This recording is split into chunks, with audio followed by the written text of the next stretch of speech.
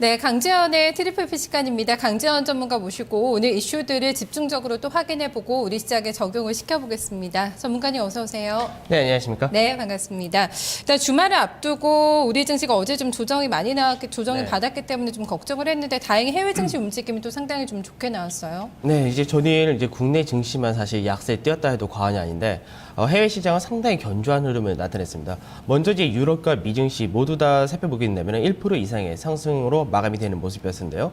이제 유럽 같은 경우는 아무래도 시장에서 좀 중요하게 보는 부분 중에 하나가 중국의 경기 회복인데요. 어저께 중국의 경제 지표가 양호하게 발표가 되면서 이 부분이 시장에서의 긍정적인 모멘텀을 작용을 했고, 그 미국의 지표 역시도 상당히 호조세를 나타내면서 시장은 전반적으로 독일이라든지 프랑스, 영국 모두 1% 이상의 상승으로 마감이 되는 모습이었습니다. 어저께 유럽과 미증시의 특징을 좀 살펴보면 업종별로는 전체적으로 경기 민감주가 상당히 큰 폭의 강세를 띄었다라고 보시면 될 것 같고요. 그다음에 미증시도 마찬가지로 앞서 말씀드린 대로 전부 다 1% 이상의 강세를 나타냈는데요. 그 중에서도 좀 특별하게 더 살펴보셔야 될 부분이 필라델피아 반도체 지수 같은 경우는 3.4% 정도의 상당히 큰 폭의 급등으로 마감이 되었다는 점을 좀 눈여겨보셔야 될 것 같습니다. 이제 종목별 업종별로 좀 보게 된다면 기술주라든지 은행이라든지 건설 대부분의 전 업종이 강세를 띄었고 유일하게 유틸리티 업종만 약세를 띄었었는데요. 우리나라하고는 조금 반대되는 흐름이다라고 보시면 될 것 같습니다.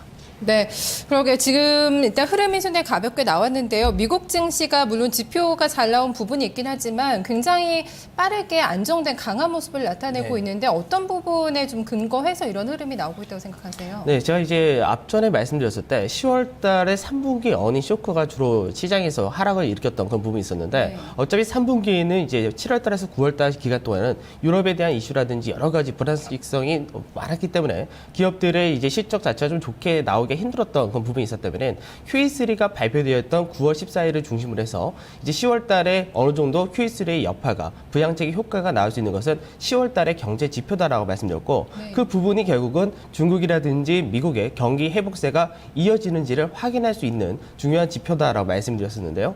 지금 어저께의 미 시장이라든지 유럽 시장 전체적인 흐름을 보게 된다면 이런 효과가 나타나고 있다는 것을 눈으로 확인할 수 있었던 그런 결과치가 나타났다라고 보시면 될 것 같습니다.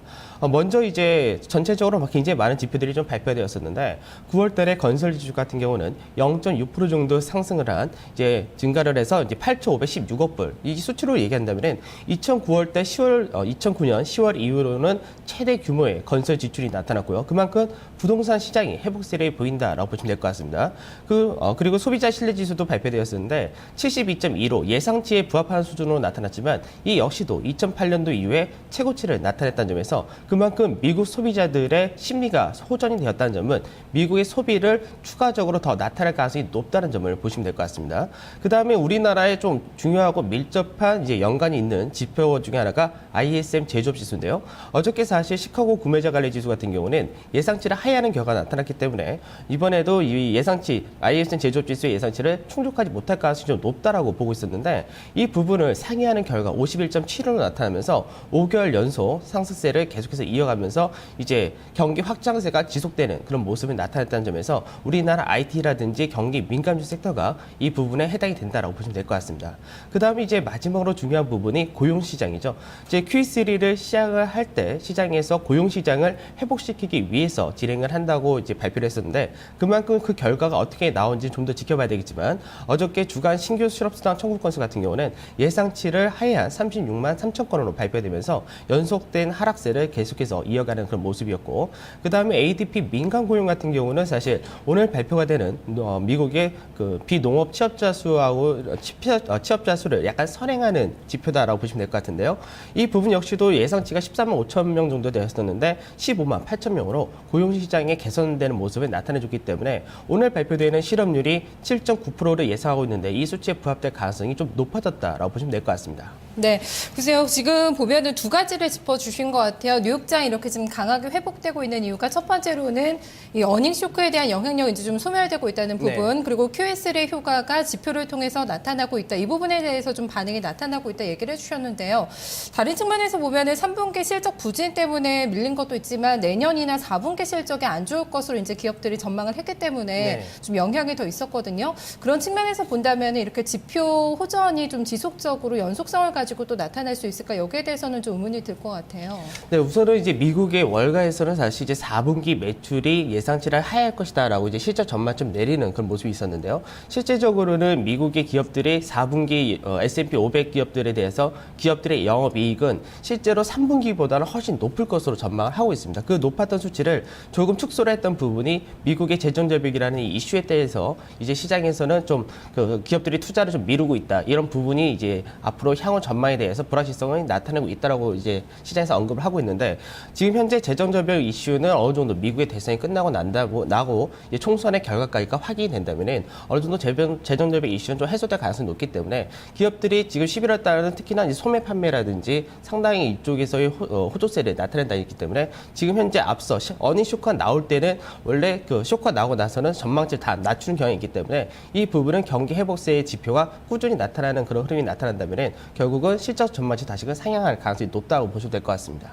결국에 또 관건은 재정절벽이 무조건 해소가 돼야 된다. 여기로 좀 기결이 되고 있는 것 같습니다. 네. 애플과 삼성과의 또 소송 관련해서도 이슈가 나왔죠. 네, 사실 이제 애플이 미국에서는 미국 법원에서는 계속해서 이제 삼성전자로부터 어느 정도 승소를 받은 것은 사실인데 미국을 제외한 대부분의 유럽이라든지 아시아 시장에서는 이제 거의 삼성 쪽의 우세승을 좀 보이고 있다라고 보시면 될 것 같습니다. 근데 이제 애플이 영국 법원으로부터 삼성이 애플의 디자인을 침해하지 않았다는 부분에 대해서 애플 홈페이지에다가 공시하라고 명령을 내렸었는데 이 부분을 애플이 제대로 지키지 않았다는 부분에서 다시금 애플 영국 법원이 한 번 더 경고를 하는 그런 모습이 나타났고 최근 들어서 애플은 지금 부품 공급이 좀 원활치 못한 그런 흐름이 나타나주다 보니까 매출 자체가 크게 늘지 못하고 있고 결국 삼성으로부터 부품 공급을 좀 탈피하려고 했었는데 다시금 삼성에 또 의존하는 그런 흐름으로 나타날 가능성이 높기 때문에 삼성이 그만큼 위상이 계속해서 좋아지고 있다라고 보시면 될 것 같습니다. 그 외적으로 이제 어저께 이제 그리스 재무장관이 이제 긴축안에 대해서 의회를 통과할 것으로 확신한다라는 발언도 있었는데요.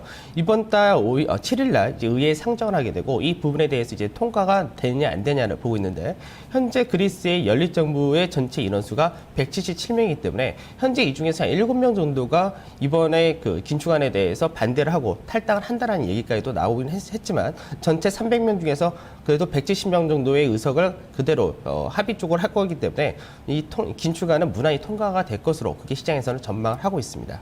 그리고 이제 어저께 상품 시장을 좀 살펴보게 된다면 미국의 원유 재고는 이제 아무래도 좀 재고 감소세가 나타나면서 유가가 반등 나와서 87불선을 회복하는 모습이었고 어저께 이제 중국 시장의 경제 지표가 좋은 쪽으로 발표되다 보니까 구리 가격은 강세를 띄었지만 나머지 상품 시장은 전체적으로 보합권 전후로 마감이 되는 모습이었습니다. 네, 일단 오늘 들어오시기 전에 중요한 또 포인트를 짚어주신다고 또 차트 준비해 오셔서 설명해 주신다고 했거든요. 어떤 부분 좀 중요하게 좀 변화 흐름이 나타나고 있나요? 네, 이제 어저께뿐만 아니라 이제 최근 들어서 미증시의 어느 정도 조정하고는 달리 좀 더 강세를 띠는 것이 바로 운송업 지수인데요.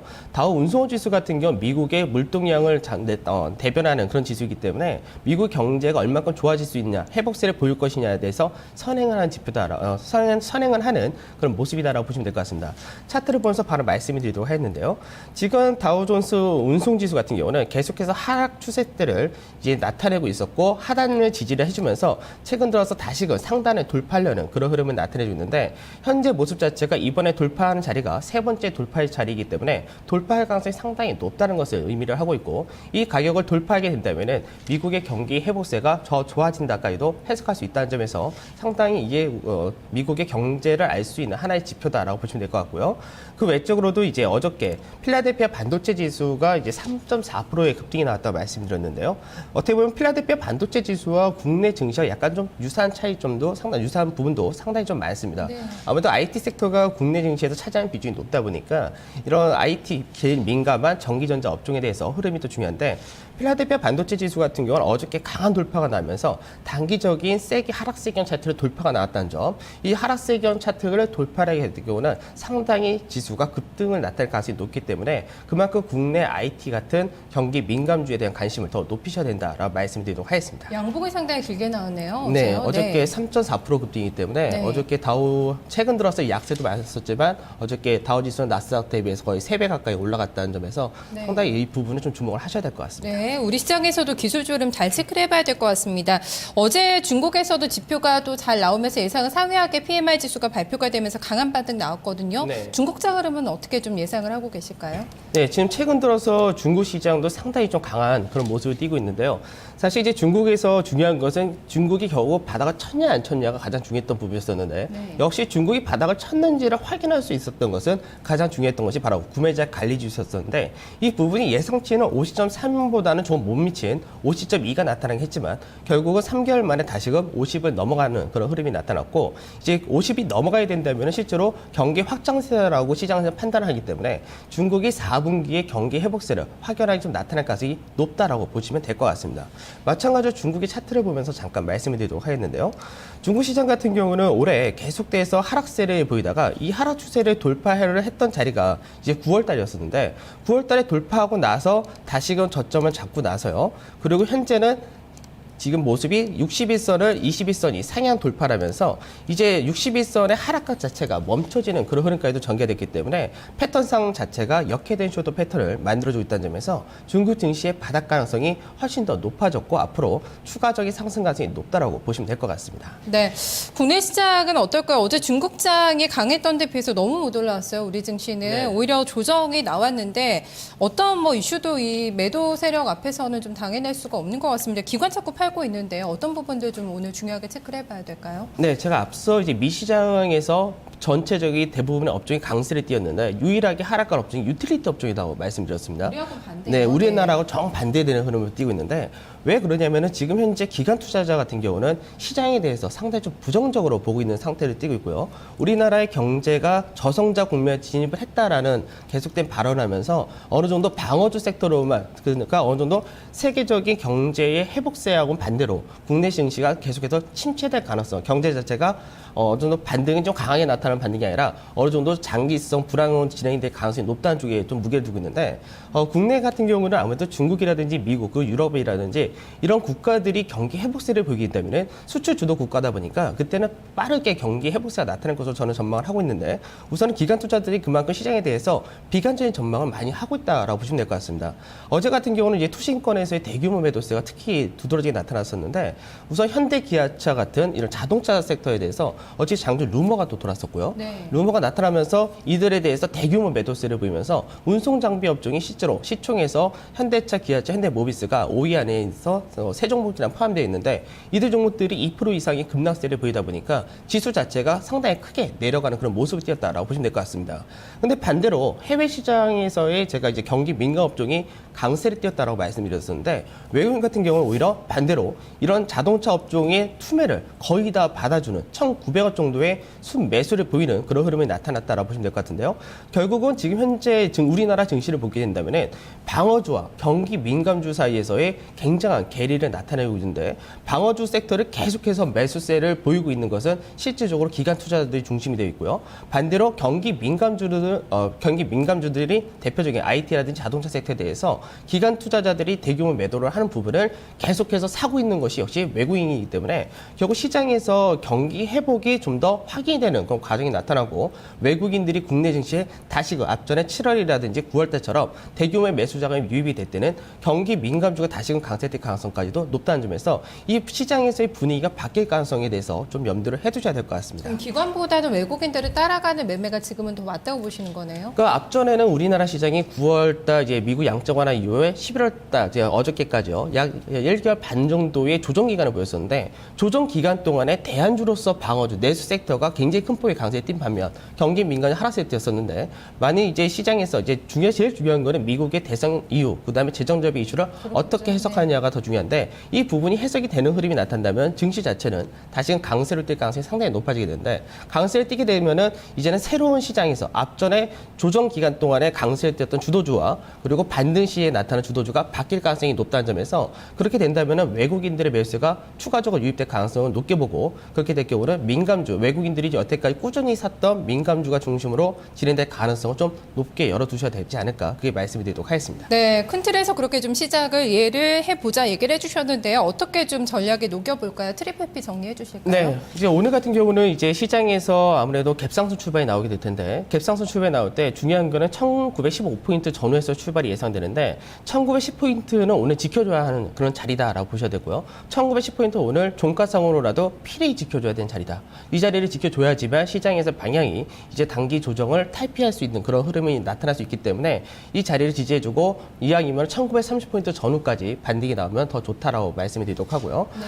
제가 이제 시장에 대해서 미국하고 중국의 경기 회복세가 확인이 되는 시점에서는 중요한 이 연속성이 더 나타나면 더 좋겠는데, 연속성이 나타나기 전에 먼저 이미 시장에서는 경기 민감주가 해외 시장에서는 확연하게 반등을 먼저 해줬기 때문에 경기 민감주를 중심으로 해서 포트를 구성하는 것은 변함이 없이 그대로 가도록 하고요.